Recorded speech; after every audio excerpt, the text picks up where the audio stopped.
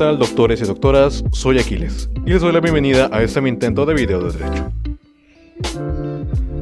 Para empezar por la introducción, creo que es importante destacar que el hecho de que el desarrollo humano es una de las realidades que debe continuarse como una condición para el cambio social.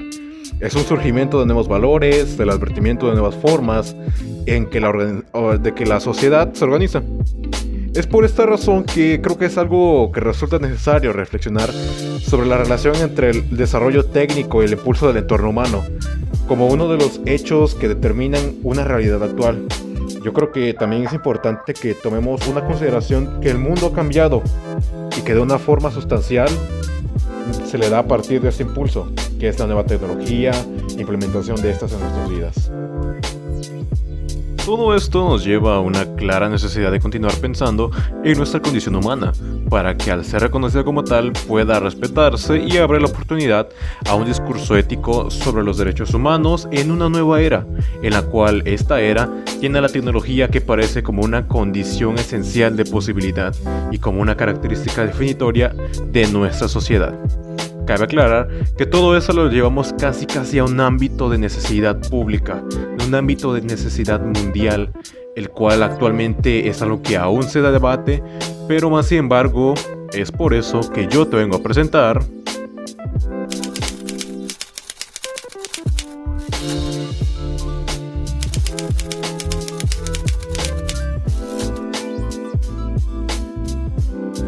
Bien, después de esta introducción bien linda, ahora sí vamos con lo demás.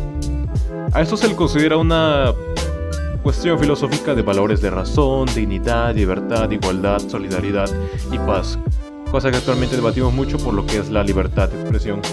Esto lo expresa como una condición que debe realizarse a través de un discurso que se considere hacia los derechos humanos como una exigencia moral, tanto a nivel personal como en un nivel comunitario. El escritor Graciano González, en su introducción a los derechos humanos, la condición humana en una sociedad tecnológica, infiere en introducir a la tecnología como un contexto que significa atender la necesidad de traducir como un discurso en término que pueda abarcar la ciencia, pero también la tecnología.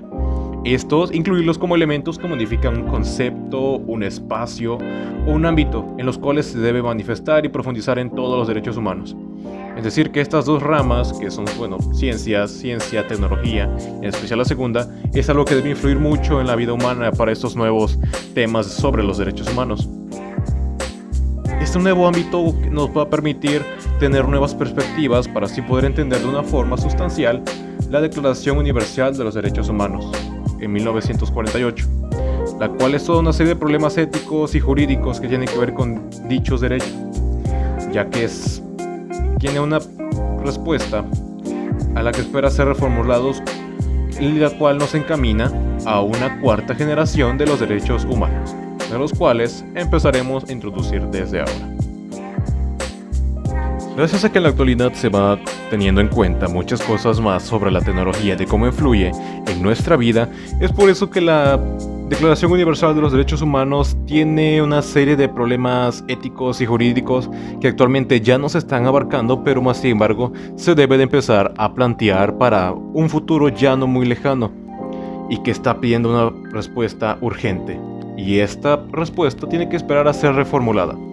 Y gracias a esta reformulación es que los encaminaré a una breve explicación de la cuarta generación de los derechos humanos y todo lo que conlleva, es decir, cuarta, y si es que hay más, pues bueno, vamos a tocar algún tema sobre eso.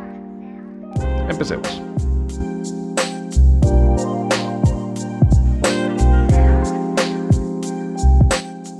Antes de entrar de lleno a esta siguiente y más reciente generación de derechos humanos, primero demos un pequeño repaso a las que ya conocemos.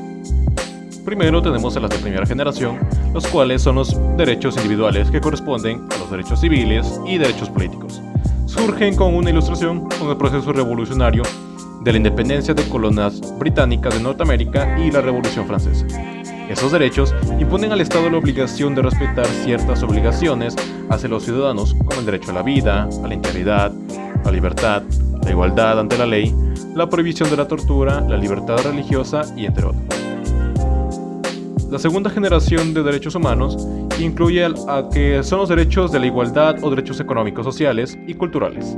Están fundamentados en las ideas de la igualdad y el acceso garantizado a bienes, servicios y las oportunidades económicas y sociales y fundamentales.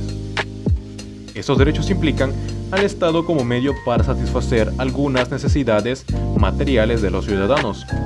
Entre estos derechos están el derecho a una calidad de vida, el derecho al trabajo, el derecho a pertenecer a un sindicato, el derecho a la educación y el derecho a la salud, entre otros. La tercera generación son los derechos colectivos, de la solidaridad o bien emergentes. Estos surgen a partir de la segunda mitad del siglo XX, y especialmente en el último tercio de este siglo. Muchos de ellos aún están en proceso de ser admitidos y reconocidos. Estos se refieren a los derechos colectivos de las personas o de la sociedad, tales como el derecho a un desarrollo sostenible, el derecho a la paz, el derecho a un medio ambiente sano, el derecho a los consumidores o la protección frente a la manipulación genética. La aparición de estos derechos se debe a la necesidad de cooperación entre grupos y naciones para afrontar los problemas globales. Ahora sí, hablando un poco más de la cuarta generación. A la tradicional clasificación de los derechos humanos en 3 generaciones, algunos autores suelen tener o añadir una cuarta que incluiría a los derechos que no se pueden ubicar en la tercera. Van más allá de ellos porque algunos de esos problemas éticos o sociales ya no tocan el terreno de la tercera generación. Pero también reivindicaciones futuras de la primera o la segunda generación, y estos incluyendo nuevos derechos, especialmente en la relación al desarrollo tecnológico, a las tecnologías de la información en la comunicación y como tal el ciberespacio. Para añadir, algunos de los derechos de la cuarta generación podríamos llamarlos, no sé, vamos a decirle derechos tecnológicos, porque básicamente a eso se refiere.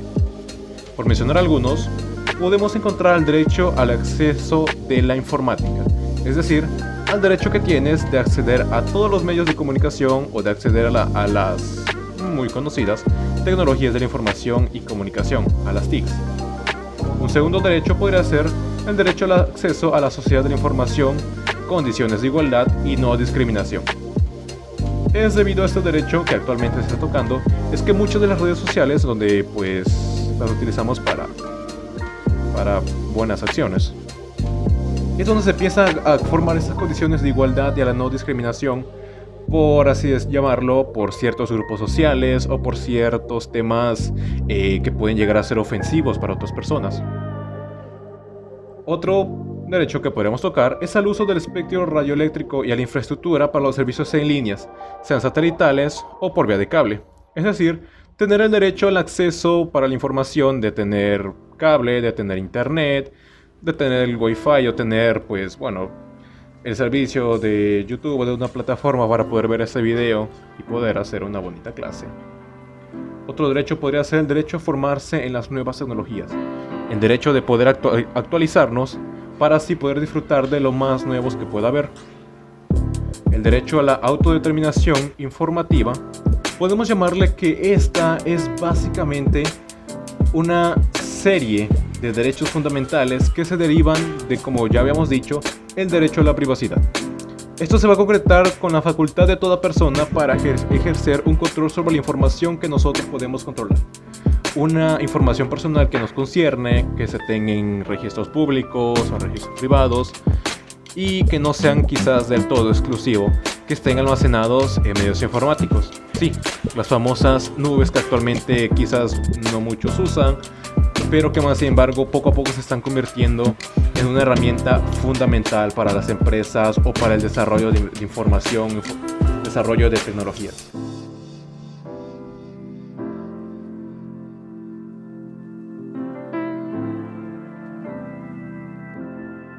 Creo que es de vital importancia saber que todos nosotros pertenecientes a un sistema de gobierno donde necesitamos proporcionar datos para la realización de distintos trámites y servicios para nuestra vida diaria, laboral, escolar o simplemente para ciertas comunidades. Cada dato que es proporcionado tiene y lleva consigo relevancia porque es una parte de nuestra identidad la cual proporcionamos. Pero, ¿te has preguntado cómo es que estos datos no se utilizan para otros fines que puedan ser distintos a los que tú permitiste? Para eso nos remontamos casi una década atrás, donde un día 1 de julio de 2010, en el Diario Oficial de la Federación, donde la actualización de guiones de contenido respecto al artículo 16, el cual se adicionó un segundo párrafo.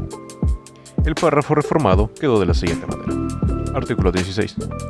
Nadie puede ser molestado en su persona, familia, domicilio, papeles o posesiones, sino en virtud de mandamiento escrito de la autoridad competente que fonde o motive la causa legal del procedimiento.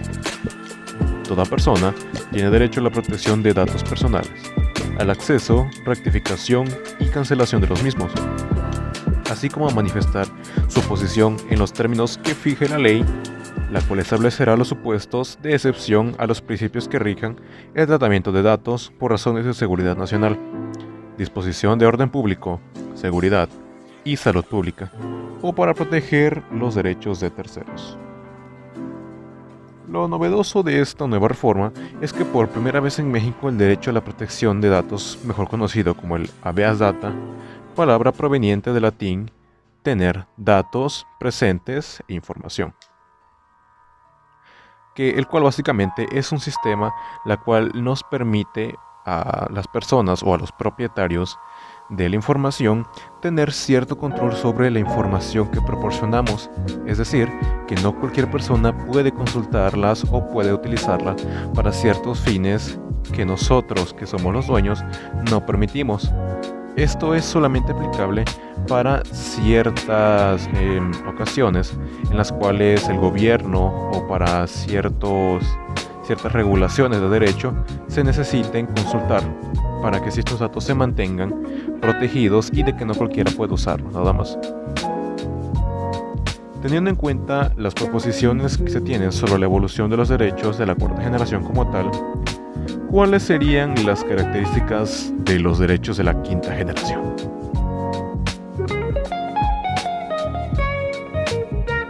Antes de hablar sobre una imagen que se tiene pensado sobre la quinta generación de esos derechos humanos, creo que se tiene que tomar en cuenta que esto será moldeado por las necesidades de las personas que le vayan dando. La quinta generación podría incluir características como el acceso universal a formas más avanzadas de ciudadanía y civilidad, de libertad y principalmente sobre la calidad de la vida. Algo que es interesante es que después de que se debe agregar el uso y el establecimiento de nuevas tecnologías, tales como la inteligencia artificial, el uso nuevo de tecnologías masivas y además, que es algo importante, la reivindicación de los derechos de primera, segunda y tercera generación, los cuales podrán ser aplicados a un ciberespacio. En conclusión a todo esto, podemos decir que actualmente nuevas generaciones de derechos humanos son la base para la evolución en que la sociedad, mientras que la ciencia y la tecnología se vayan integrando más y más a nuestras vidas. Quizás ese tema no tenga tantas bases o no se hable tanto de ello, porque suele ser algo controversial. El hecho de hablar de que, sobre todo, tipo de individuos puedan convivir con nosotros. Pensar en una realidad donde tengamos que compartir un mundo y derechos con otros seres. El pensar en que la quinta y demás nuevas generaciones de derechos ya no serán estrictamente para humanos, sino máquinas, artefactos y software independiente que represente un nuevo tipo de inteligencia. Porque gracias a esto llegará el día en que otro tipo de inteligencia pueda llegar a ser libre, a opinar y expresarse. ¿Qué pasará si comete un acto delictivo? ¿Cómo se le castigará? ¿Cómo podrá tener derechos para así poder defenderse? Quisiera leer lo que piensas respecto a esto. ¿Cuál es tu visión con respecto a las nuevas generaciones de estos derechos? Déjame tus comentarios, opiniones, inquietudes y dudas en nuestra linda, sencilla y para nada problemática plataforma educativa. Estaré al pendiente para ciertos detalles que surjan. ¿Y qué tal? ¿Ya le preguntaste cuáles son tus derechos y obligaciones que tiene la inteligencia artificial en tu celular? Este es Aquiles Eduardo Reyes Sánchez despidiéndose. Te deseo buenos días, tardes o noches, dependiendo de ti. Hasta pronto. Cuídense todos y saludos. Bye bye.